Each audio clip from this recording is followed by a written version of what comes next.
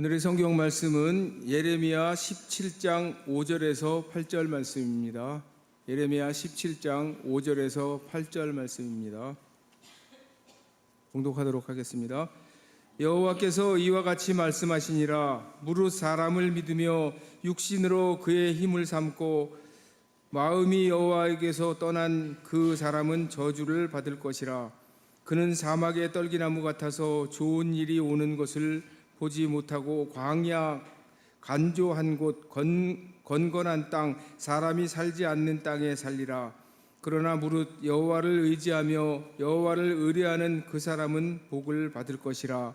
그는 물가에 심어진 나무가 그 뿌리를 강변에 뻗치고 더위가 올지라도 두려워하지 아니하며 그 잎이 청청하며 가무는 해도 걱정이 없고 건설이 그치지 아니함 같으니라.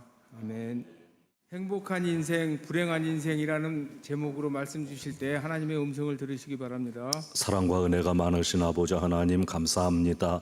오늘 거룩한 날이라고 주님의 날이라고 고백하면서 귀한 자리에 나와서 예배드리는 주님의 자녀들을 오늘도 받아주시는 것을 감사하오며, 특별히 우리 할렐루야 찬양대가 아름답고 영적인 찬양으로 하나님께 영광을 돌리오니 주님 귀한 찬양을 받으시고 기뻐하시는 줄 분명히 믿습니다.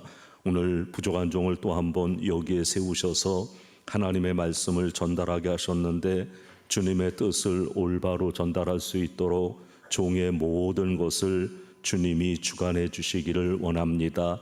예수님 이름으로 기도합니다. 아멘. 우리가 살아가고 있는 이 세상은 참으로 다양한 사람들이 살아가고 있습니다. 79억 이상의 사람들이 이 세상에 존재하고 있지만 제각기 다른 모습을 가지고 있습니다. 참 고르지도 못합니다. 어떤 사람은 평안하고 안정된 나라에 살지만 어떤 사람은 압제와 전쟁 가운데 살기도 합니다. 나체 해변을 가진 나라가 있는가 하면 어떤 나라는 8세 이상의 모든 여성은 차도르 같은 것으로 온몸을 감추고 있어야 하는 나라도 있습니다. 어떤 사람은 황색인으로, 어떤 사람은 흑인으로, 어떤 사람은 백인으로 태어나 살면서 그들만의 독특한 생활 양식들을 유지하며 살아가기도 합니다. 물론 도시화로 인해서 사람들의 생활 양식과 삶의 스타일이 거의 비슷해진다고는 하지만 삶의 다양성이 있는 건 사실입니다. 세상에는 비슷한 사람은 있어도 같은 사람은 없습니다. 얼굴도 다르고 목소리도 다르고 몸무게도 다르고 성격도 다 다릅니다. 한날 한시에 태어난 쌍둥이도 다릅니다. 지문도 다르고 취미도 다르고 생각도 다릅니다. 지문 감식 전문가들에 의하면 같은 지문은 거의 없답니다. 같은 지문일 수 있는 확률은 1000만 분의 1 정도 될까 말까 하답니다. 인생을 사는 태도 역시 각각 다릅니다.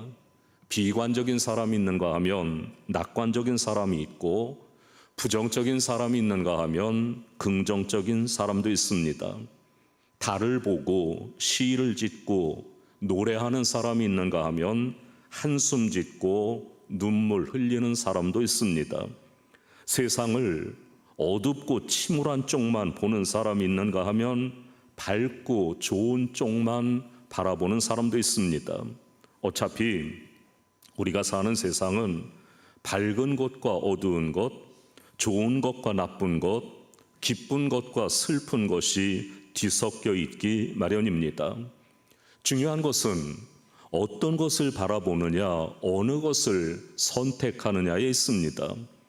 긍정적이고 밝은 것을 바라보면 긍정적인 사람이 될 것이고, 부정적이고 어두운 것을 바라보면 어두운 사람이 될 것입니다. 그런데 여러분, 신앙이라고 하는 것도 예외는 아닙니다. 긍정적인 신앙이 있고 부정적인 신앙이 있습니다. 밝은 마음으로 예수 믿는 사람도 있고 어두침침한 마음으로 예수님 믿는 사람도 있습니다. 이러한 다양성 속에서 개인의 인생이 가치가 있고 의미가 있다고 하는 걸 알아차리고 살아가는 삶을 행복한 삶이라고 얘기합니다. 남의 것만 바라봐서는 행복을 영영 느끼지 못하고 인생을 마감하게 됩니다. 어쩌면 모든 사람들은 행복해지기 위해서 열심히 살아간다고 할 수가 있습니다. 헤아릴 수 없는 삶의 다양성이 있음에도 불구하고 우리 모두는 행복해지고 싶어하는 동일한 마음을 가지고 있는 겁니다. 그러나 현실은 우리의 바람과는 너무도 동떨어져 있을 때가 많은 걸 보게 됩니다. 그렇다고 한다면 여러분, 우리 가운데는 과연 몇 명이나 내가 행복하다고 생각하고 있을까요? 어떤 사람은 당연히 행복한 사람이라고 고백할 신분임에도 불구하고 그 실상을 밝혀보면 우리 모두가 다 놀랄 수밖에 없는 부정적인 결과가 나올 수도 있습니다. 하나님은 우리 모든 인생들이 행복하게 살기를 원하고 계십니다. 하나님은 오늘 이 자리에 나와서 예배를 드리는 여러분 모두가 행복해지기를 원하십니다. 그러나 하나님께서는 두 부류의 인생의 삶 가운데 한 부류의 인생을 반드시 살게 된다고 오늘 성경을 통해서 말씀합니다. 오늘 우리가 읽은 본문의 말씀에는 행복한 인생을 살기 위한 원리가 들어 있습니다. 이 원리를 깨달아서 우리 모두가 행복한 인생을 살아갈 수 있기를 간절히 바랍니다. 첫 번째로 예레미야는 행복한 인생에 앞서서 불행한 인생, 비참한 인생, 저주받은 인생에 대해서 말합니다. 5절에 여호와께서 이와 같이 말씀하시니라 무릇 사람을 믿으며 육신으로 그의 힘을 삼고 마음이 여호와에게서 떠난 그 사람은 저주를 받을 것이다. 이렇게 말씀합니다. 아무리 덕망이 높고 훌륭한 사람이라고 할지라도 우리가 전적으로 믿고 따를 사람이 몇 명이나 되겠습니까? 사람은 다 흠이 있고 연약하고 부족하고 죄악된 부분이 있기 때문입니다.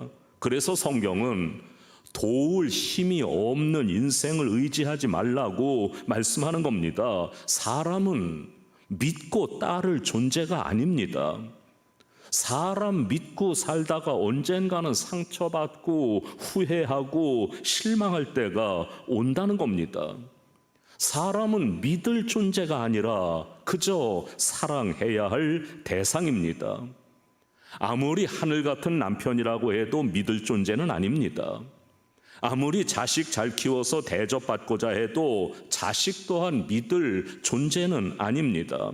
이런데도 불구하고 사람을 믿고 또 혈육으로 권력을 삼고자 한다면 그 사람은 불행할 겁니다.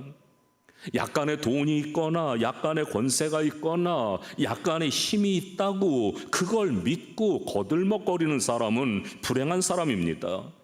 만약에 사람을 믿으며 혈육의 힘을 의지하는 자들은 자동적으로 그 마음이 하나님을 떠나게 되어집니다. 마음이 하나님을 떠나 사람만 믿고 배경만 믿고 사는 사람은 행복해질 수가 없습니다. 성경대로 얘기하면 저주를 받게 된다고 말씀합니다. 그런데 오늘 본문에 예레미야 선지자는 유다 백성들이 이들과 똑같다는 말입니다. 예레미야 당시의 유다 백성들은 그 마음에서 하나님을 떠나버렸습니다. 그래서 하나님 없이 자기들 마음대로 행하고 각종 악을 저질렀습니다. 그 죄악상이 예레미야 17장 1절부터 4절까지 잘 나타나 있는데 유다의 죄는 금강석 끝 철필로 기록되되 그들의 마음판과 그들의 제단뿔에 새겨졌거늘 그들의 자녀가 높은 언덕 위 푸른 나무 곁에 있는 그 제단들과 아세라들을 생각하도다. 들에 있는 나의 산아, 네 온 영토의 죄로 말미암아 내가 네 재산과 네 모든 보물과 산당들로 노략을 당하게 하리니 내가 내게 준 내 기업에서 내 손을 뗄 것이며 또 내가 너로 하여금 너의 알지 못하는 땅에서 내 원수를 섬기게 하리니 이는 너희가 내 노를 맹렬하게 하여 영원히 타는 불을 일으켰음이라. 여러분, 옛날 사람들은 후세에 길이 남기고 싶은 일들을 철로 돌에다가 새겨서 남겼습니다. 지금도 그런 사람들 있지요. 산꼭대기 올라가 보면 종종 돌이나 나무에 이름들이 새겨져 있는 걸 봅니다. 내가 여기 왔다는 것을 남기고 싶은 마음에서 칼이나 못 같은 것으로, 그런 쇠붙이 같은 것으로 돌이나 나무에 새겨 놓는 겁니다. 이처럼 본문에서는 하나님이 유다의 죄를 금강석 다이아몬드로 기록해 놓겠다고 하시는 겁니다. 이 말씀은 마음판의 새김으로 스스로 알게 할 것이며 제단 뿔의 새김으로 공개적으로도 알게 할 것이라고 하는 뜻입니다. 뿐만 아니라 부모의 죄를 자녀들이 답습하게 될 것이고 각종 재산과 보물과 산당이 노략을 당하게 될 것이고 너희 기업의 땅에서 손을 떼게 만들고 대적을 섬기게 할 것이라고 하나님은 말씀합니다. 이것은 한마디로 유다의 심각한 죄악상과 그 결과에 대한 말씀입니다. 마음이 하나님을 떠나서 우상과 세속적인 걸 의지하고 각종 악을 행하는 자는 저주를 받을 수밖에 없다는 겁니다. 그런 사람은 사막의 떨기나무 같아서 좋은 일이 오는 것을 보지 못하고 광야 간조한 곳 건건한 땅 사람이 거하지 않는 땅에 거한다고 말씀합니다. 메마른 곳에서 겨우 살게 하시겠다고 하는 것이고 빈핍하여 비참하게 살 것이고 외롭게 결실도 하지 못하고 살다가 죽는 비참한 인생이 될 것이라고 하는 그러한 말씀입니다. 사막의 떨기나무 같다는 것은 한마디로 비참해진다는 것인데 유대인들에게는 곧 남의 나라의 포로가 된다는 것이고 오늘 이 시대를 사는 우리들 현대인에게는 세속적인 것에 포로가 되어서 살게 되어진다는 겁니다. 하나님을 떠난 인생은 비극적인 종말을 보게 된다고 하는 말씀입니다. 두 번째로 복된 사람, 행복한 사람에 대한 하나님의 음성입니다. 어떤 사람이 행복한 사람일까요? 어떤 사람이 복을 받는다고 하셨을까요? 오늘 성경을 우리가 한번 같이 읽어보겠습니다. 예레미야 17장 7절 같이 한번 읽습니다. 무릇 여호와를 의지하며 여호와를 의뢰하는 그 사람은 복을 받을 것이라. 아멘. 무릇 여호와를 의지하며 여호와를 의뢰하는 그 사람은 복을 받을 것이다.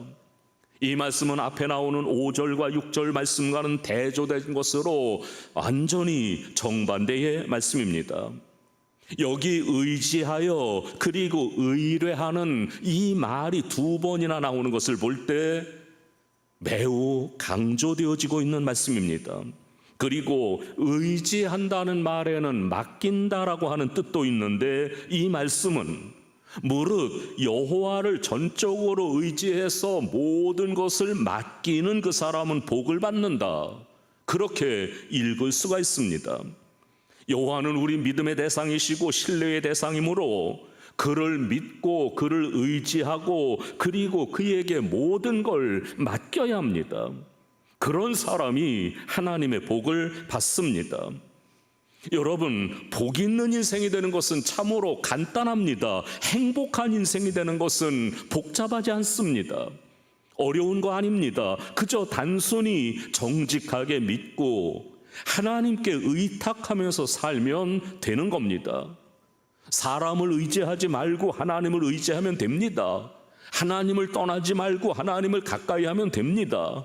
나의 마음을 하나님께 두면 됩니다. 세상이나 세속적인 것에 내 마음을 두지 말아야 합니다.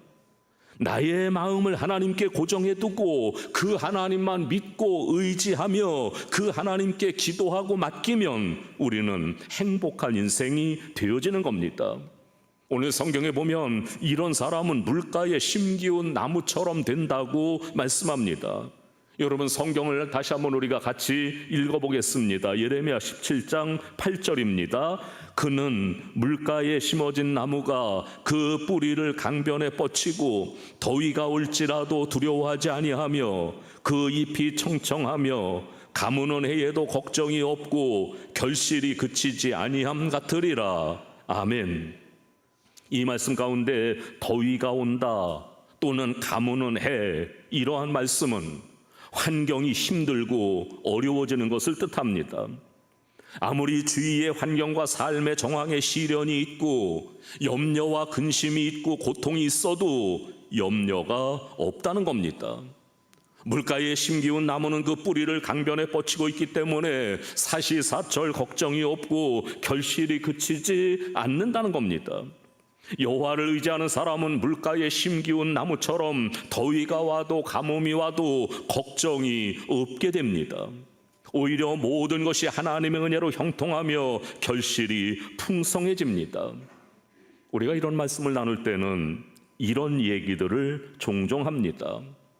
나폴레옹은 1769년 이탈리아의 작은 섬 코르시카 아작시오에서 태어납니다. 나중에 그 섬이 프랑스로 귀속되면서 나폴레옹은 프랑스에서 군사학교를 졸업하고 많은 전쟁에서 큰 공을 세우게 되므로 35이라고 하는 젊은 나이에 황제가 됩니다. 유럽의 여러 나라를 정복해서 총칼로 백성들을 다스리게 됐지만 결국은 프로이센 그리고 영국 등과의 전쟁에서 패배했고, 그래서 세인트 헬레나 섬에 유배되었다가 1821년 5월에 숨을 거둡니다. 이때의 나폴레옹의 나이는 52세였지만 그는 수많은 크고 작은 전쟁에서 승리했고 많은 업적과 유명한 말들을 남김으로 후대 사람들에게 영웅이라고 칭송을 받습니다. 여기 비하면 너무 초라한 한 사람이 1880년 미국에서 태어났습니다. 그는 세상에 태어난 지 9개월 만에 큰 병을 앓게 되고, 그래서 시력을 잃고 들을 수 없게 됐고 말할 수 없게 된 삼중고의 장애인이 됐습니다. 그의 이름은 헬렌 켈러입니다. 그러나 그녀는 설리반 선생님의 도움으로 말과 글을 깨우치고 인생의 참 의미를 깨닫게 되고 더욱더 깊은 신앙생활을 하게 됩니다. 20살 때 하버드 대학에 입학했고 히라버, 라틴어, 불어를 통달해서 많은 저서를 남기게 됩니다. 많은 사람들을 상대로 복음과 하나님의 은혜를 전하는 사람으로 살다가 1968년 88세를 일기로 숨을 거둡니다. 그런데 앞에서 언급했던 나폴레옹은 세기의 영웅으로 부와 명예와 권력을 소유했지만 그가 죽을 때 내가 진정 행복했던 때는 단 6일밖에 없었다라고 고백했지만, 헬렌 켈러는 고난 가운데서도 말년의 과거를 회상하며 내 인생은 기쁘고 행복한 나날이었다. 나의 인생에 불행한 적은 한 번도 없었다라고 고백을 합니다. 인생의 행복은 소유와 지배와 환경에 있는 것이 아니라 하나님께 있습니다. 그 마음이 하나님을 떠나면 좋은 일 오는 것을 보지 못하나 하나님만 의지하고 살아가면 하나님이 복을 주심으로 마치 물가에 심기운 나무처럼 청청하게 되며 결실이 그치지 않는 삶을 살게 되어진다는 겁니다. 이 시간 하나님께 우리의 연약함을 아뢰고 행여 우리의 마음이 조금이라도 하나님으로부터 멀어져 있다면 돌이키게 해달라고 기도하십시오. 하나님을 바라며 그 은혜 부어주심을 기대하며 기도하십시오. 그러므로 하나님께서 우리의 인생을 복되게 이끌어 주시는 것을 분명히 목도하게 되어질 겁니다. 말씀을 정리합니다. 여러분을 지금 피곤하게 하는 무언가가 있다면 그 이유가 뭐라고 생각하십니까? 사업이 부진하기 때문에 피곤하십니까?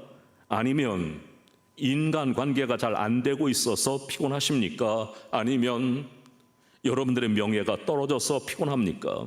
아닙니다. 그런 것 때문에 피곤한 게 아닙니다. 가장 중요한 문제는 생수, 말씀의 생수가 떨어졌기 때문입니다. 왜 허탈감에 빠져 살아가고 있습니까? 그 원인은 생수의 근원에서 말라가기 때문입니다. 반드시 강변에 살아야 합니다. 강변의 뿌리를 뻗쳐야 합니다. 다시 말하면 항상 말씀의 은혜에 젖어 살아야 합니다. 그래야만 하나님께서 권고하시는 날에 풍성하고 건강하고 훌륭한 결실을 맺게 되어질 겁니다. 여러분들은 여러분들의 자녀들을 위해서 걱정하십니까? 예수님만 바로 믿고 하나님과의 관계가 바로 되면 어디에서나 어떤 환경에서나 걱정할 것이 없습니다. 여러분 자신이 걱정되십니까? 영혼만을 위해서 걱정하십시오. 내 영혼이 충분한 생수만 얻을 수 있다면, 강변의 뿌리를 뻗치고만 있다면 모든 고난과 역경은 내게 능력을 주고 성숙함을 주고 지혜를 주고 용기를 주고 생명을 더해 주실 겁니다. 목마른 자들아 다 내게로 오라. 그리고 생수를 마시라. 내가 주는 물은 영원히 목마르지 아니하리라 라고 말씀하신 주님의 음성에 다시 한번 귀를 기울이시기를 바랍니다.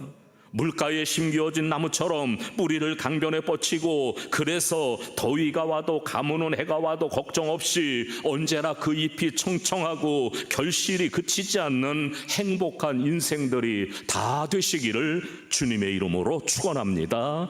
기도합니다. 하나님 아버지, 오늘 우리가 이 땅을 살면서 때로는 더위 때문에, 때로는 가뭄 온 해 때문에, 인생의 어려움 때문에 고민하고 걱정할 때가 얼마나 많은지 모릅니다. 그럼에도 불구하고 우리가 오늘 여기에 존재하는 것은, 하나님께로부터 은혜를 받고 복을 받는 것은 우리의 신앙의 뿌리를 하나님께 대고 있기 때문인 걸 기억하는데, 오늘 우리가 하나님께로부터 조금이라도 멀어졌고 하나님의 생수의 근원에서 우리의 뿌리가 조금이라도 떨어져 있다면 회개하고 주님께로 돌아가서 우리의 믿음의 뿌리를 하나님께 뻗치고, 그래서 언제나 청청하고 언제나 결실이 그치지 않는 놀라운 복이 있게 해주시기를 원합니다. 아멘. 예수님 이름으로 기도하옵나이다. 아멘. 말씀 감사합니다.